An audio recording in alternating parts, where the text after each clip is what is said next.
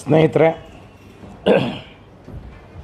ಈವರೆಗೆ ತಮ್ಮನ್ನು ಉದ್ದೇಶಿಸಿ ಮಾತನಾಡಿದ ಉಗ್ರಪ್ಪನವರ ಅಭಿಪ್ರಾಯಗಳಿಗೆ ಸಹಮತವನ್ನು ವ್ಯಕ್ತಪಡಿಸ್ತಾ ಕೆಲವು ವಿಚಾರಗಳಿಗೆ ಈ ಸಂದರ್ಭದಲ್ಲಿ ಪ್ರತಿಕ್ರಿಯಿಸಬೇಕು ಅಂತ ಅಂದುಕೊಂಡು, ವಿಶೇಷವಾಗಿ ರಾಹುಲ್ ಗಾಂಧಿಯವರು ತಮ್ಮ ಅಮೇರಿಕ ಪ್ರವಾಸದಲ್ಲಿ ಮಾತನಾಡಿದ ಅನೇಕ ವಿಚಾರಗಳನ್ನು ಭಾರತೀಯ ಜನತಾ ಪಕ್ಷದ ಅತ್ಯುನ್ನತ ನಾಯಕರು ಅಲ್ಲಿಂದ ಕೊನೆಯ ಕಾರ್ಯಕರ್ತನವರೆಗೆ ಒಂದೇ ರೀತಿಯ ಅಭಿಪ್ರಾಯವನ್ನು ವ್ಯಕ್ತಪಡಿಸಿದ್ದಾರೆ. ವಿಶೇಷವಾಗಿ ಅವರ ಅಭಿಪ್ರಾಯ ಹೀಗಿದೆ: ರಾಹುಲ್ ಗಾಂಧಿಯವರು ಹೊರದೇಶಕ್ಕೆ ಹೋದಾಗ ಸತ್ಯವನ್ನು ನುಡಿಯಬಾರದು, ಸುಳ್ಳನ್ನು ಮಾತ್ರ ಹೇಳಬೇಕು ಅಂತ ಅನ್ನುವ ಆಗ್ರಹ ಕಾಣಿಸ್ತಾ ಇದೆ. ಯಾಕೆ ಅಂತಂದರೆ, ಅವರು ಎತ್ತಿರುವ ಅನೇಕ ಪ್ರಶ್ನೆಗಳಿಗೆ ಭಾರತೀಯ ಜನತಾ ಪಕ್ಷದ ನಾಯಕರು ಉತ್ತರ ಕೊಡ್ತಾ ಇಲ್ಲ. ತಮಗೆ ಅನುಕೂಲಕರವಾದ ಒಂದು ಅಂಶವನ್ನು ಮಾತ್ರ ಎತ್ತಿಕೊಂಡು ಉತ್ತರ ಕೊಡೋ ಪ್ರಯತ್ನವನ್ನು ಮಾಡಿದ್ದಾರೆ. ಅದು ಮೀಸಲಾತಿಯನ್ನು ಕುರಿತ ಪ್ರಶ್ನೆಯನ್ನು ಎತ್ತಿ ಅದನ್ನು ತಿರುಗುಬಾಣವನ್ನಾಗಿ ಮಾಡಿಕೊಳ್ಳುವ ಪ್ರಯತ್ನವನ್ನು ಮಾಡಿದ್ದಾರೆ. ಅದು ಮೀಸಲಾತಿ ಎಲ್ಲಿಯವರೆಗೆ ಈ ದೇಶದಲ್ಲಿ ಸಮಾನತೆ, ಸಾಮಾಜಿಕ ಮತ್ತು ಆರ್ಥಿಕ ಸಮಾನತೆ ಬರ್ತದೆ, ಅಲ್ಲಿಯವರೆಗೆ ಮೀಸಲಾತಿಯನ್ನು ಮುಂದುವರಿಸ್ತೇವೆ. ಆ ನಂತರ ಸಮಾನತೆ ಬಂದಿದೆ ಅಂತ ಆದಮೇಲೆ ಅದರ ಬಗ್ಗೆ ಪುನರಾಲೋಚನೆ ಮಾಡ್ತಕ್ಕಂಥ ಚಿಂತನೆಯನ್ನು ನಡೆಸ್ತೇವೆ ಅಂತ ಹೇಳಿದ್ದಾರೆ. ಇದು ಕಾಂಗ್ರೆಸ್ ಪಕ್ಷದ ನಿಲುವು ಮತ್ತು ನಮ್ಮೆಲ್ಲರ ಅಭಿಪ್ರಾಯ. ಎಲ್ಲಿಯವರೆಗೆ ಸಾಮಾಜಿಕ ಸಮಾನತೆ ಬರೋದಿಲ್ಲ, ಆರ್ಥಿಕ ಸಮಾನತೆ ಬರೋದಿಲ್ಲ, ಅಲ್ಲಿಯವರೆಗೆ ಮೀಸಲಾತಿ ಒಂದು ಅನಿವಾರ್ಯವಾದ ಸಾಧನ ಅವರನ್ನು ಮೇಲಕ್ಕೆತ್ತೋದಕ್ಕೆ. ಆ ಸಾಧನವನ್ನು ನಿರಂತರವಾಗಿ ಬಳಸಬೇಕಾದಂಥ ಅನಿವಾರ್ಯತೆ ಇವತ್ತು ಇದೆ. ಈ ಮೀಸಲಾತಿ ಬರೀ ಪರಿಶಿಷ್ಟ ಜಾತಿ, ಪರಿಶಿಷ್ಟ ಪಂಗಡದವರಿಗೆ ಮಾತ್ರ ಇವತ್ತಿಲ್ಲ. ದೇಶದ ಎಲ್ಲ ಸಮುದಾಯಗಳಿಗೆ ಮೀಸಲಾತಿ ಇದೆ. ಆರ್ಥಿಕವಾಗಿ ಹಿಂದುಳಿದ ಯಾರನ್ನು ನಾವು ಈ ಶ್ರೇಣೀಕೃತ ವ್ಯವಸ್ಥೆಯಲ್ಲಿ ಮೇಲಿನವರು ಅಂತ ಕರಿತೇವೆ, ಅವರಿಗೆ ಮೀಸಲಾತಿ ಇದೆ. ಹಿಂದುಳಿದ ವರ್ಗಗಳಿಗೆ ಮೀಸಲಾತಿ ಇದೆ. ಕೆಳಗಿನ ದುರ್ಬಲ ವರ್ಗಗಳಿಗೆ ಮೀಸಲಾತಿ ಇದೆ. ಆದ್ದರಿಂದ ಮೀಸಲಾತಿ ಕೇವಲ ಪರಿಶಿಷ್ಟ ಜಾತಿಯವರಿಗೆ ಅಂತ ಭಾವಿಸೋದು ಇವತ್ತು ಅಪ್ರಸ್ತುತವಾದದ್ದು ಮತ್ತು ತಪ್ಪು ಕಲ್ಪನೆ. ಆದರೆ ರಾಹುಲ್ ಗಾಂಧಿಯವರನ್ನು ಮೀಸಲಾತಿ ವಿರೋಧಿ ಅಂತ ಹೇಳಿ ಬಿಂಬಿಸ್ತಕ್ಕಂಥ ಪ್ರಯತ್ನ ಮಾಡ್ತಿರ್ತಕ್ಕಂಥದ್ದು ವಸ್ತುಸ್ಥಿತಿಯನ್ನು ತಿರುಚುವ ಪ್ರಯತ್ನ ಮತ್ತು ಹತಾಶ ಪ್ರಯತ್ನ ಅಂತೇಳಿ ನಾನು ಕರಿತೇನೆ ಬಿ ಜೆ ಪಿ ನಾಯಕರಿಗೆ. ಅದನ್ನು ಈ ರಾಷ್ಟ್ರವನ್ನು ಮುನ್ನಡೆಸ್ತಿರ್ತಕ್ಕಂಥ ಗೃಹ ಮಂತ್ರಿಗಳು, ರಕ್ಷಣಾ ಮಂತ್ರಿಗಳಂತ ಅವ್ರ ಬಾಯಲ್ಲಿ ನಾವು ಇದನ್ನು ನಿರೀಕ್ಷೆ ಮಾಡಿರಲಿಲ್ಲ. ಯಾಕೆ ರಾಹುಲ್ ಗಾಂಧಿಯವರ ಮಾತನ್ನು ಹೀಗೆ ತಿರುಚ್ತಾ ಇದ್ದಾರೆ ಅಂತ ಅಂದರೆ, ಜನರನ್ನು ಮತ್ತೆ ಭಾರತೀಯರನ್ನು ದಾರಿ ತಪ್ಪಿಸುವ ಪ್ರಯತ್ನ ಅದು. ಆದರೆ ಅವರ ಉಳಿದ ನಿಜವಾದ ಪ್ರಶ್ನೆಗಳಿಗೆ ಭಾರತೀಯ ಜನತಾ ಪಕ್ಷ ಉತ್ತರ ಹೇಳ್ತಾ ಇಲ್ಲ. ರಾಹುಲ್ ಗಾಂಧಿಯವರು ಏನೇನು ಮಾತಾಡಿದ್ದಾರೆ?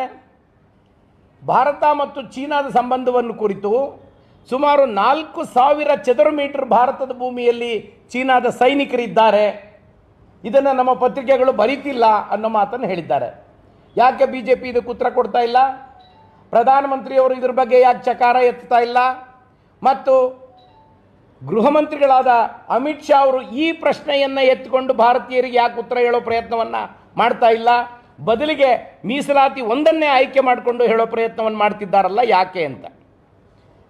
ರಾಹುಲ್ ಗಾಂಧಿಯವರು ಇನ್ನೊಂದು ಮುಖ್ಯವಾದ ವಿಚಾರ ಹೇಳಿದ್ದಾರೆ. ಕಳೆದ 10 ವರ್ಷಗಳಲ್ಲಿ ಭಾರತದ ಪ್ರಜಾತಂತ್ರ ವ್ಯವಸ್ಥೆ ಶಿಥಿಲಗೊಳ್ಳುತ್ತಿದೆ, ಭಗ್ನಗೊಳ್ತಾ ಇದೆ ಅನ್ನೋ ಮಾತನ್ನು ಹೇಳಿದ್ದಾರೆ.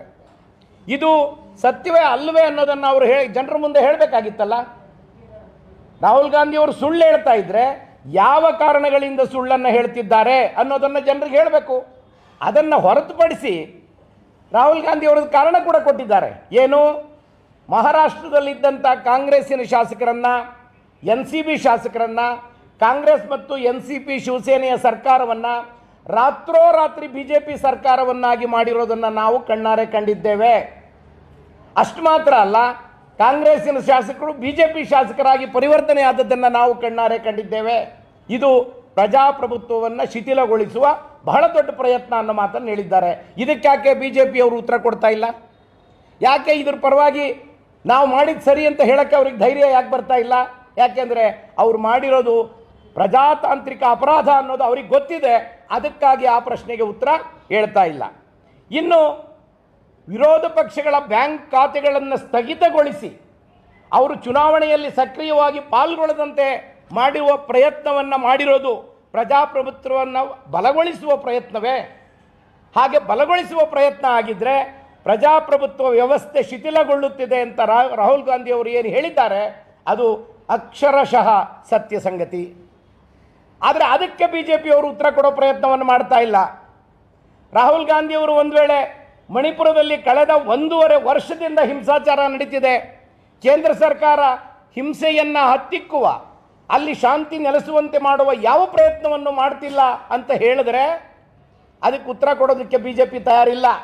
ಈ ಎಲ್ಲವನ್ನು ಬಿಟ್ಟು ಮೀಸಲಾತಿ ಒಂದು ವಿಚಾರವನ್ನು ಎತ್ತಿಕೊಂಡು ರಾಹುಲ್ ಗಾಂಧಿಯವರು ದೇಶದ್ರೋಹದ ಕೆಲಸವನ್ನು ಮಾಡ್ತಿದ್ದಾರೆ, ಭಾಷಣವನ್ನು ಮಾಡ್ತಿದ್ದಾರೆ ಅಂತ ಹೇಳಿ ಆಪಾದನೆ ಮಾಡುವ ಪ್ರಯತ್ನವನ್ನು ಮಾಡ್ತಾ ಇದ್ದಾರೆ. ಸ್ನೇಹಿತರೆ, ಇಲ್ಲಿ ನಾವು ತಿಳ್ಕೊಳ್ಬೇಕಾಗಿರೋದು ರಾಹುಲ್ ಗಾಂಧಿಯವರನ್ನು ವಿರೋಧ ಪಕ್ಷದ ನಾಯಕರಾಗಿ BJP ಇನ್ನೂ ಡೈಜೆಸ್ಟ್ ಮಾಡ್ಕೊಳ್ಳೋದಕ್ಕೆ ಸಾಧ್ಯ ಆಗಲಿಲ್ಲ, ಅವ್ರಿಗೆ ಆಗಿಲ್ಲ. ಈವರೆಗೆ ಅವರ ಸತ್ಯವನ್ನು ಅವರು ಅರ್ಥ ಮಾಡಿಕೊಳ್ಳಿಕ್ಕೆ ಅಥವಾ ಅದನ್ನು ಡೈಜೆಸ್ಟ್ ಮಾಡಿಕೊಳ್ಳಿಕ್ಕೆ ಅವರಿಂದ ಇನ್ನೂ ಕೂಡ ಸಾಧ್ಯ ಆಗಿಲ್ಲ. ಯಾವುದೇ ಸಂದರ್ಭದಲ್ಲಿ ಪಾರ್ಲಿಮೆಂಟಿನ ಒಳಗೆ, ಪಾರ್ಲಿಮೆಂಟಿನ ಹೊರಗೆ, ಭಾರತದ ಒಳಗೆ ಅಥವಾ ವಿದೇಶದ ವೇದಿಕೆಗಳಲ್ಲಿ ಸತ್ಯವನ್ನೇ ಮಾತನಾಡುವ ಪ್ರಯತ್ನವನ್ನು ರಾಹುಲ್ ಗಾಂಧಿಯವರು ಅವತ್ತು ಮಾಡ್ತಿದ್ದಾರೆ, ಇವತ್ತು ಮಾಡ್ತಾ ಇದ್ದಾರೆ. ಸತ್ಯವನ್ನು ಮಾತನಾಡೋದು ದೇಶದ್ರೋಹ ಅಂತ ಆದರೆ, ಸುಳ್ಳು ಮಾತನಾಡೋದೇ ದೇಶಪ್ರೇಮ ಅಂತಾದರೆ ಭಾರತೀಯ ಜನತಾ ಪಕ್ಷದವರು ಸರಿಯಾಗಿದ್ದಾರೆ ಅಂತ ಆಯಿತು.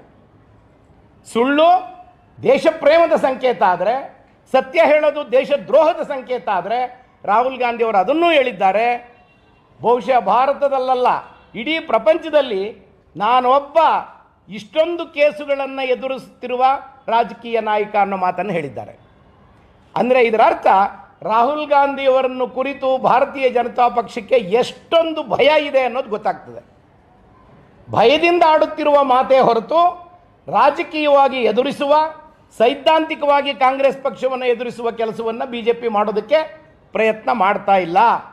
ಸೊ ಆದ್ದರಿಂದ ನಾವು ಕರ್ನಾಟಕ ಪ್ರದೇಶ ಕಾಂಗ್ರೆಸ್ ಸಮಿತಿಯಿಂದ ಮತ್ತು ಕಾಂಗ್ರೆಸ್ ಪಕ್ಷದಿಂದ ರಾಹುಲ್ ಗಾಂಧಿಯವರ ಮಾತುಗಳಿಗೆ ಪೂರ್ಣ ಬೆಂಬಲವನ್ನು ಕೊಡ್ತೇವೆ. ಅಷ್ಟು ಮಾತ್ರ ಅಲ್ಲ, ಅವರು ಆಡುವ ಮಾತು ದೇಶದ್ರೋಹದ ಮಾತು ಅಂತಾದರೆ ಇಡೀ ಭಾರತದ ಎಲ್ಲ ಕಾಂಗ್ರೆಸ್ ಪಕ್ಷದ ನಾಯಕರು ದೇಶದ್ರೋಹವನ್ನು ಒಪ್ಪಿಕೊಂಡಂತಾಗ್ತದೆ. ಕ್ರಮ ತಗೊಳ್ಳಿ BJP ಅವರು, ನೋಡೋಣ. ಆದರೆ ಸತ್ಯವನ್ನೇ ನುಡಿಬೇಕು ಅಂತ ಅನ್ನುವ ರಾಹುಲ್ ಗಾಂಧಿಯವರ ಕೈಂಕರ್ಯಕ್ಕೆ, ಧೀಶಕ್ತಿಗೆ ಸದಾ ನಮ್ಮ ಬೆಂಬಲ ಇದೆ ಅನ್ನೋ ಮಾತನ್ನು ಈ ಸಂದರ್ಭದಲ್ಲಿ ಪುನರುಚ್ಚಾರ ಮಾಡಿ ಅವರು ಆ ಕಾರ್ಯವನ್ನು ಮುಂದುವರಿಸ್ತಾರೆ. BJP ತನ್ನ ಸುಳ್ಳು ಪ್ರಚಾರ ತಂತ್ರವನ್ನು ಮುಂದುವರಿಸಿ ಎಷ್ಟು ದಿನಗಳವರೆಗೆ ಜನರನ್ನು ಮೋಸ ಮಾಡೋದಕ್ಕೆ ಸಾಧ್ಯ ಅಂತ ಹೇಳ್ತದೋ ಅದನ್ನು ನಾವು ಕಾದು ನೋಡ್ತೇವೆ. ಆದರೆ ನಮ್ಮ ಸತ್ಯ ಹೇಳುವ ಕೈಂಕರ್ಯವನ್ನು ಬಿಡೋದಿಲ್ಲ ಅನ್ನೋ ಮಾತನ್ನು ಈ ಸಂದರ್ಭದಲ್ಲಿ ಹೇಳಲಿಕ್ಕೆ ಬಯಸ್ತೇನೆ. Thank you. ಬಂದೆ ರಾಮಚಂದ್ರ ರಮೇಶ್ ರತು